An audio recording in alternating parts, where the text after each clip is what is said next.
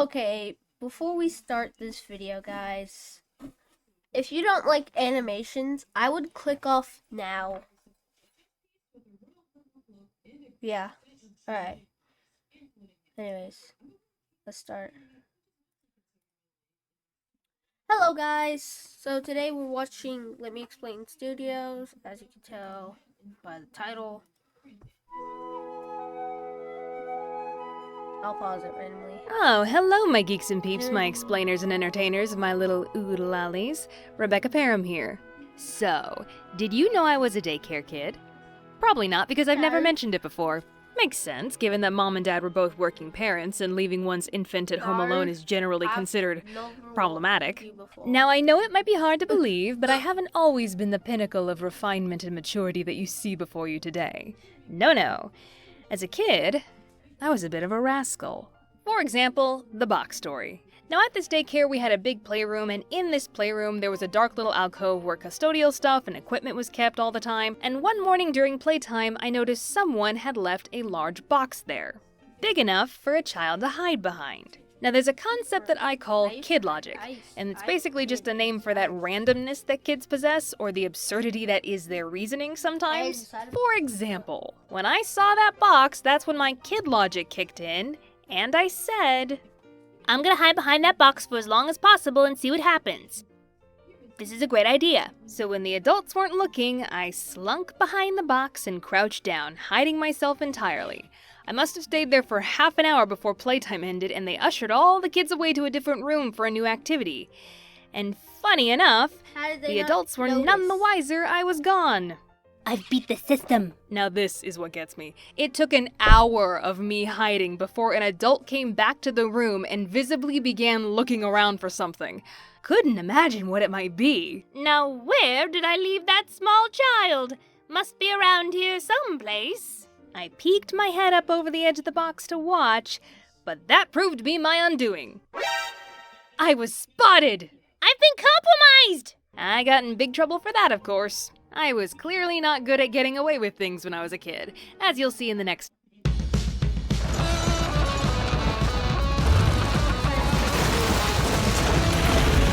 story. Now, one time at this daycare, they brought in a whiteboard, and you were only allowed to draw on it with adult supervision.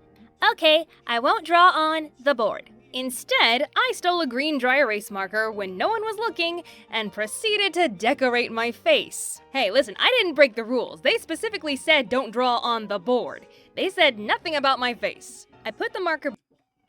Me and my friends, back in first or second grade, used to draw mustaches on ourselves. And guess what I'm going now? A mustache. Back and walked away, but was promptly spotted by an adult. Becca, did you do this to yourself? No.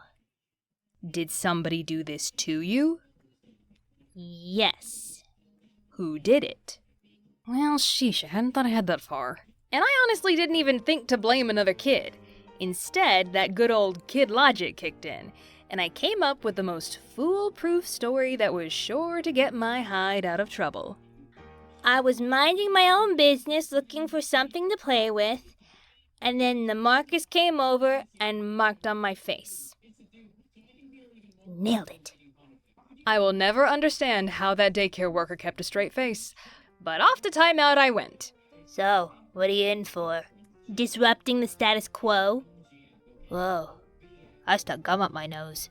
Something I haven't mentioned yet is that my sister Rachel also went to this daycare, and because she's 2 years older than me, she got to be in the big kids program called the Superstars. And I was so jealous. Guys, I've not went to daycare. I really want to experience it because, yeah, maybe if I become an adult, get a real job, I might work there first. Jealous that I took to calling them the Stupid Stars.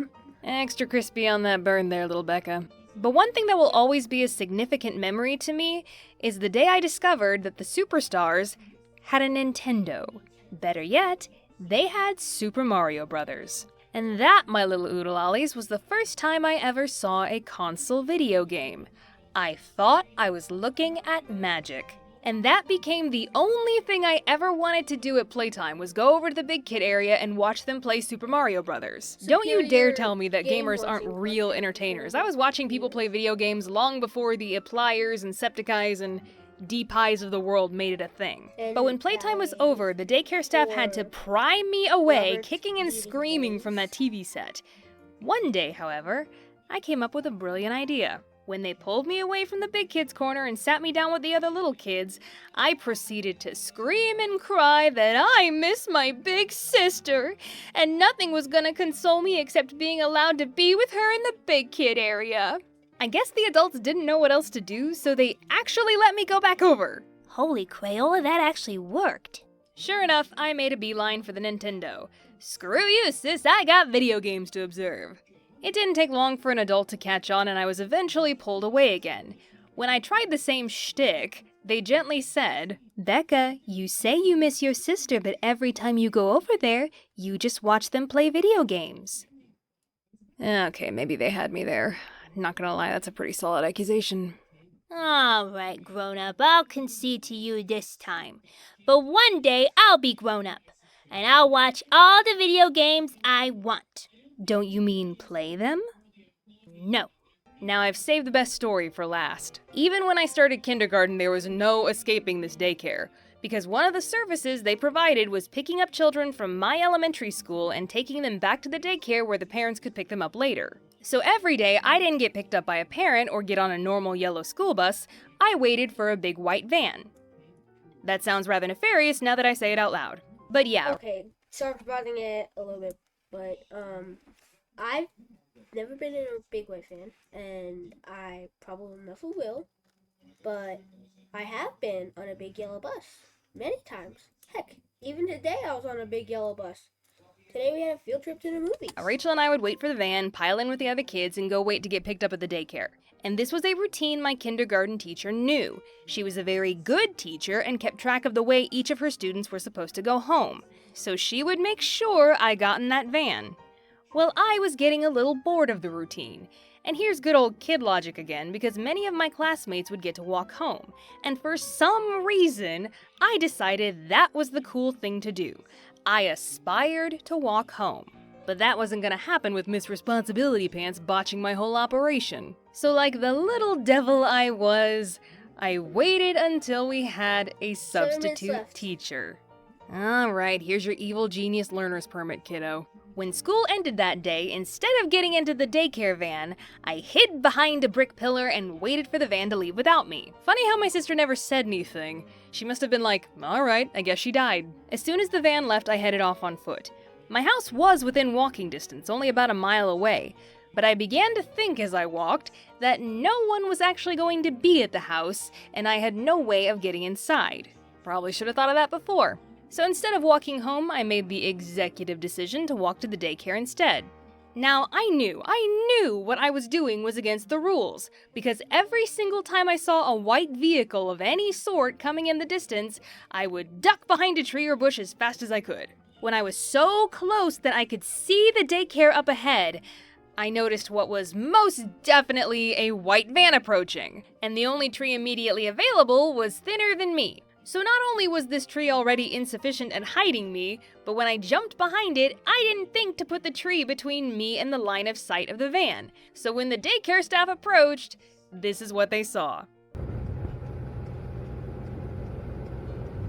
I'm revoking that evil genius learner's permit. They stopped the van, made me get inside, and guess who I found in the back seat? The snitch that ratted me out. My own sister. How could you? We were brothers, you and I. Wait. And that is just a handful of examples of what a little monster I was. Guys, I left ISOs in the description. Remember, go watch the original creator. I'm just here to react, so in case you don't want to have so much interruptions like Robert, I don't know, IDK, or any other person that does that pauses videos and instead just I only did 3 interruptions. Next time I'll try to do even less. But it's gonna be in daycare stores 2, aka part 2. See you tomorrow. Remember, all credits due to Let Me Explain Studios for daycare stores.